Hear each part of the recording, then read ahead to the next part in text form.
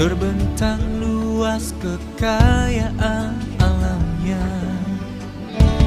juga satwa dan seisinya.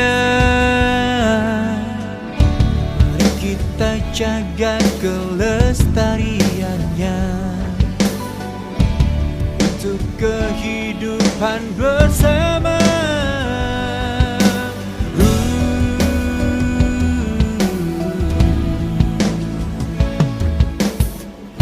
Kini para petani warahmatullahi wabarakatuh. Sahabat Sinergi, PT BES, dan juga para petani Indonesia. Eco farming, lahan subur, petaninya makmur. Jumpa lagi dengan saya Haji Mak Munir sebagai konsultan eco farming di PT BES. Jangan lupa like, komen, share, and subscribe, dan bunyikan loncengnya. Perkenalkan, ini channel Haji Mak Munir loh, sebagai media untuk pencerahan, untuk penyampaian informasi dan konsultasi tentunya bagi para mitra, bagi para petani yang berkaitan dengan produk eco farming. Salam sinergi, go berkah, no riba. Eco farming, lahan subur, petaninya makmur, berkah. Assalamualaikum warahmatullahi wabarakatuh. Baiklah, Bapak Ibu sekalian, para mitra PT BES, juga para petani yang ada di seluruh Indonesia, mungkin di seluruh dunia.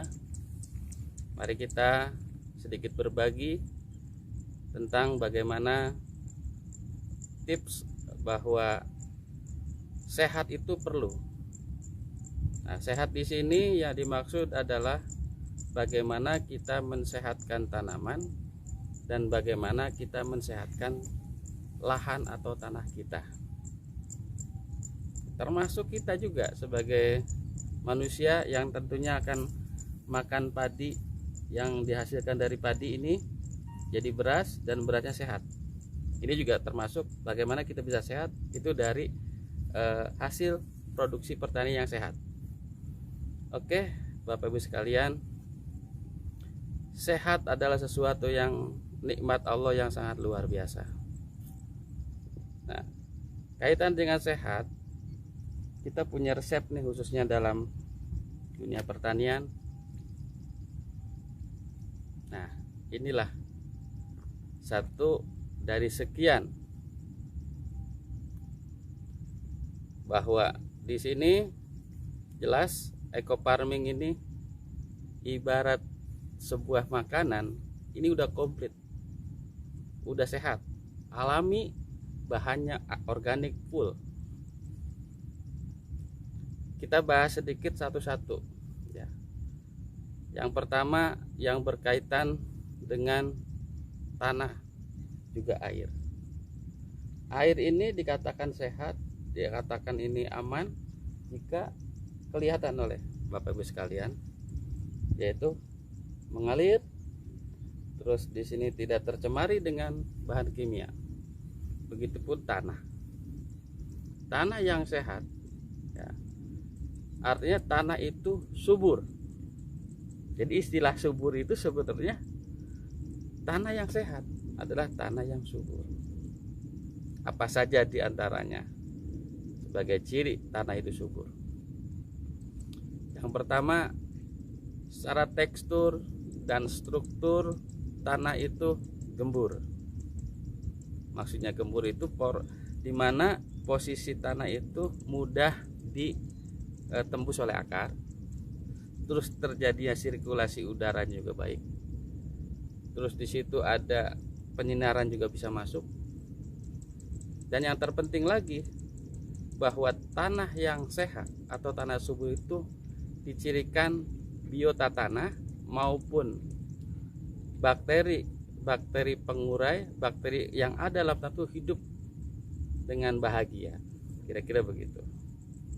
Nah, Sebagaimana pernah saya katakan dalam sebuah workshop ataupun seminar, bahwa dalam konteks pertanian tidak lepas namanya tanah, air, dan tanaman.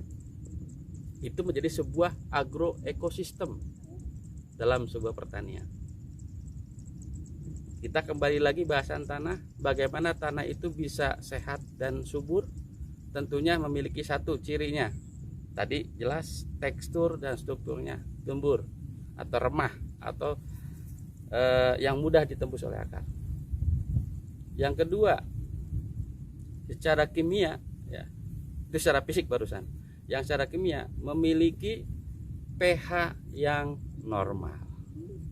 Berapa sih pH normal itu? Yaitu pH-nya 7.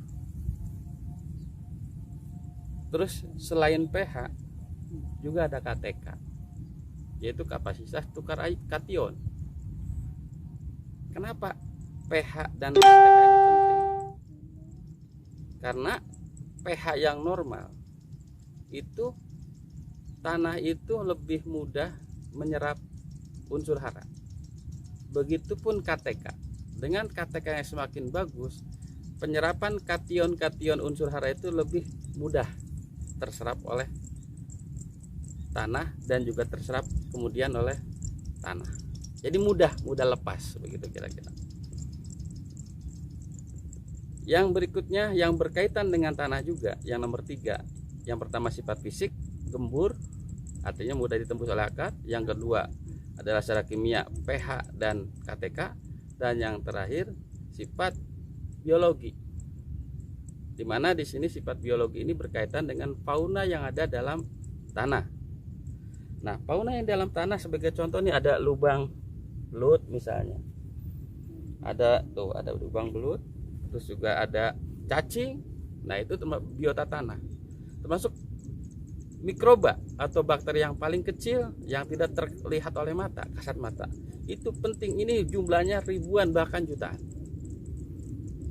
Nah, dengan dengan makhluk yang ada dalam tanah itu bisa hidup dan bisa bahagia di situ, menunjukkan bahwa tanah itu semakin sehat. Nah, bagaimana sih supaya mikroba ataupun biota tanah itu bisa hidup layaknya bahagia dalam tanah? Itu harus ditunjang yang namanya bahan organik. Nah, kebetulan nih saya juga bawa sampelnya nih tentang eco farming. Di sini sudah ada komposisi C organik yang cukup tinggi, yaitu 51,06%. Tapi ini tidak menjadi ini satu syarat khusus. Maksudnya bisa ditambah juga dengan bahan organik yang sifat alamiah lagi sebagai penunjangnya, yaitu seperti kotoran hewan, terus limbah daripada jerami padi setelah panen bisa dihancurkan atau bisa dikomposkan. Nah, itu bahan organik itu penting, apalagi kalau kita yang berorientasi pertaniannya organik dan ramah lingkungan. Jelas di sini organik juga butuh bahan baku yang lebih banyak, ya diantaranya kotoran hewan, baik dari kotoran sapi, kerbau, kambing, ayam dan sebagainya. Tentunya kotoran ini juga harus difermentasi sebelumnya. Terus yang berkaitan dengan sifat fisik, kimia, biologi dari tanah yang merupakan bagian dari ekosistem dalam pertanian. Nah, kita perlu juga merawat tanah yang subur. Kalau dibiarkan terus-menerus digunakan, ditanami dan sebagainya, lama-lama akan habis unsurannya. Artinya akan terkuras. Nah, untuk merawatnya, yaitu diantaranya kita menambahkan pupuk. Pupuk ini termasuk pupuk untuk pembenah lahan, untuk memperbaiki lahan yang tadinya lahan kritis, lahan yang benar-benar tidak layak untuk ditanami. Insya Allah dengan ini perbaikan tanah cepat atau lambat bisa pelan-pelan diperbaiki. Oke, berarti kalau semuanya sudah dilakukan, terus ini juga digunakan pupuk eco farming khususnya, yang menjadi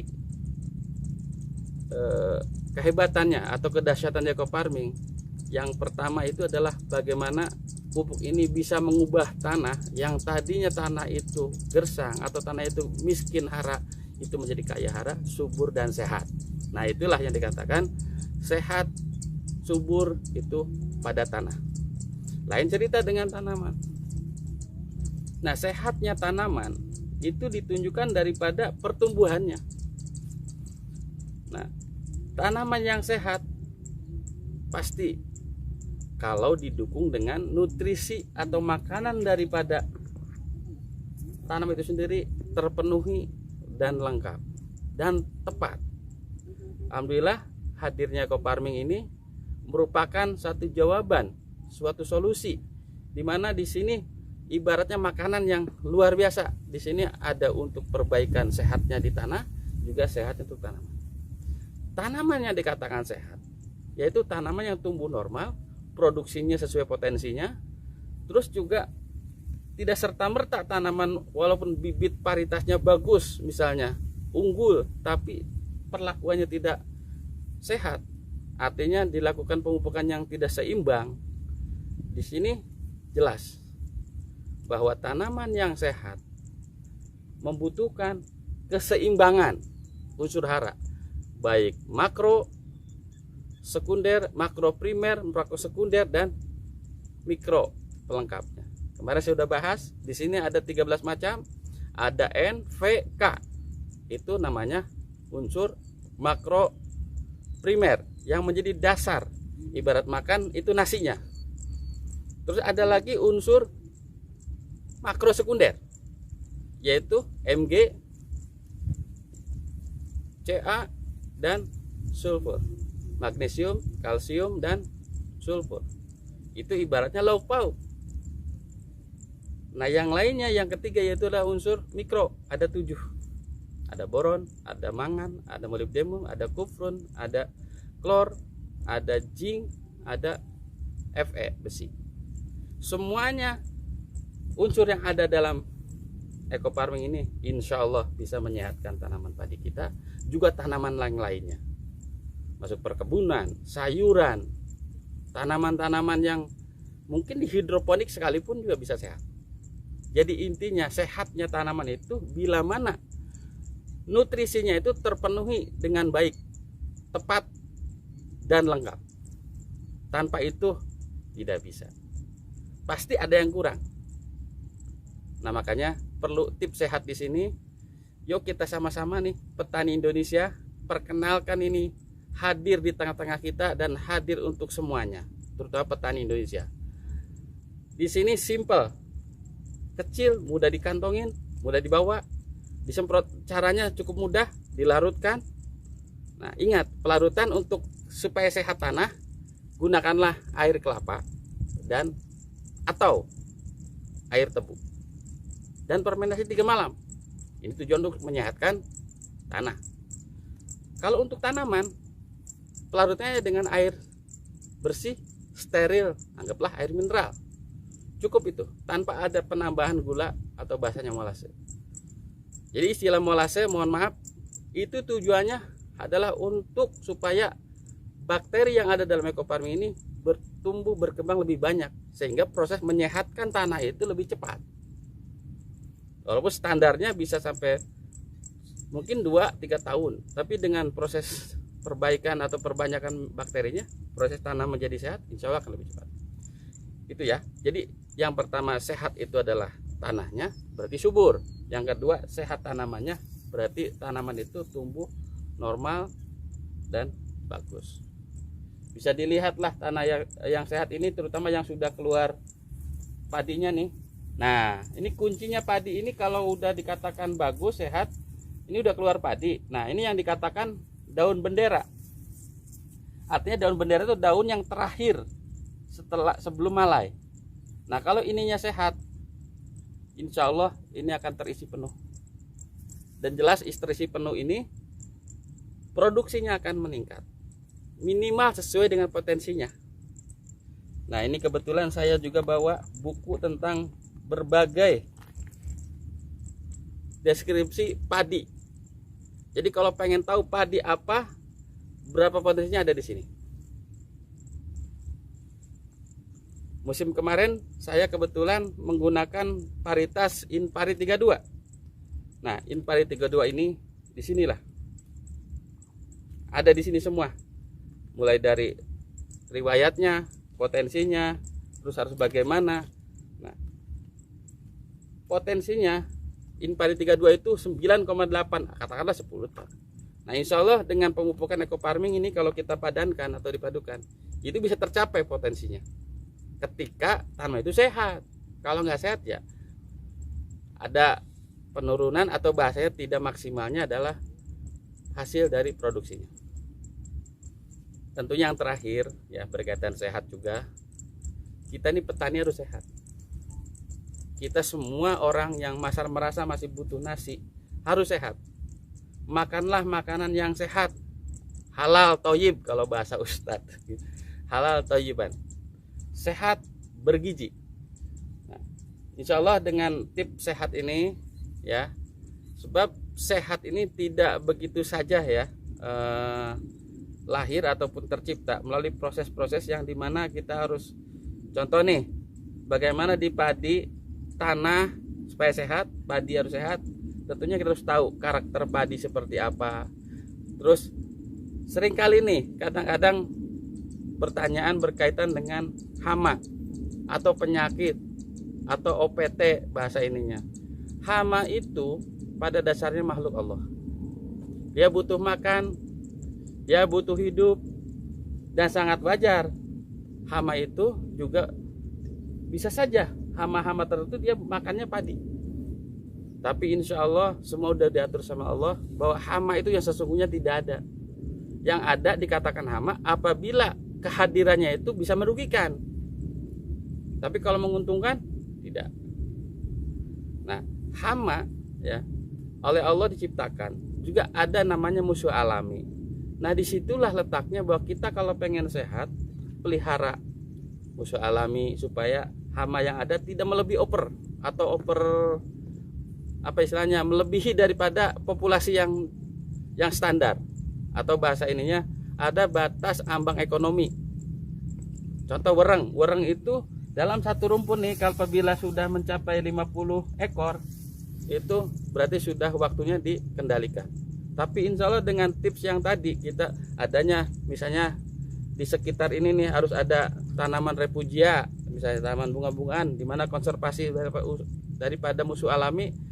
Di situ hama akan hidup berdampingan dengan musuh alami dan di situ tidak terjadi oper serangan.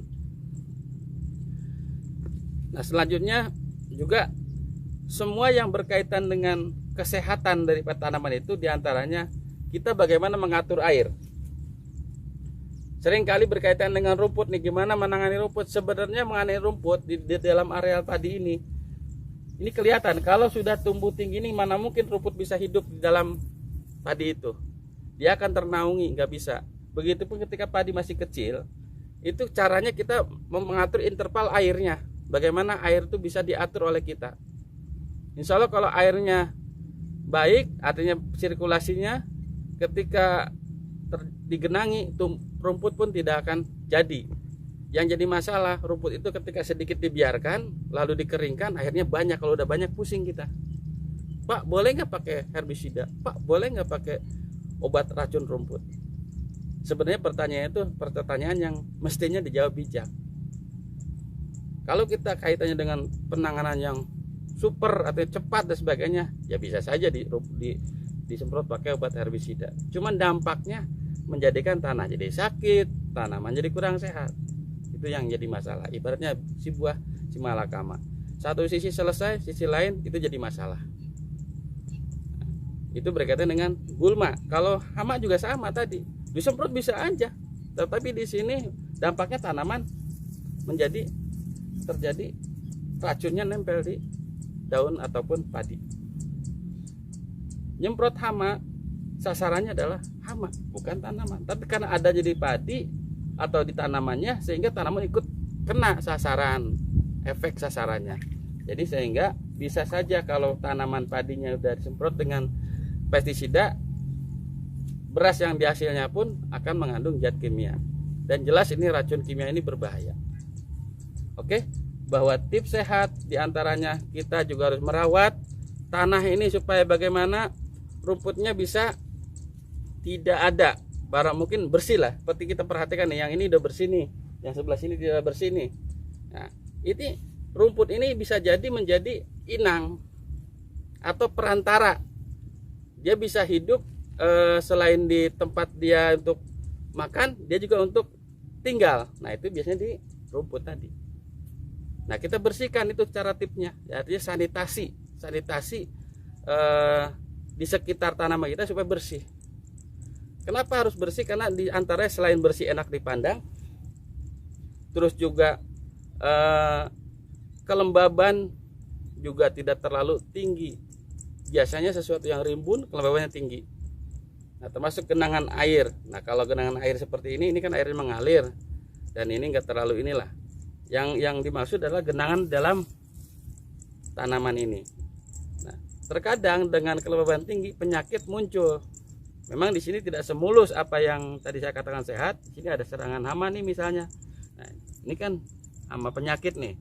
Ini akibat apa? Kelembaban. Oke.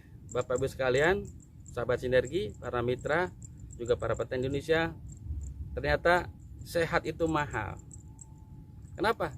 Bisa dibayangkan untuk bisa menyelamatkan tanaman padi yang sudah kena serangan, berapa obat yang harus dibeli. Terus bagaimana juga tanah juga supaya tanah yang tandus bisa produktif. Kita lihat di Jazirah Arab, mereka harus beli sesuatu yang mahal karena untuk sekedar nanam padi lah atau nanam yang lain sebagainya. Nah, disinilah tips sehat ini, mumpung negara kita ada negara yang subur. Kalau bahasa orang Jawa Barat, gemah ripah lojinau. Kalau bahasa Jawa saya kurang ngerti.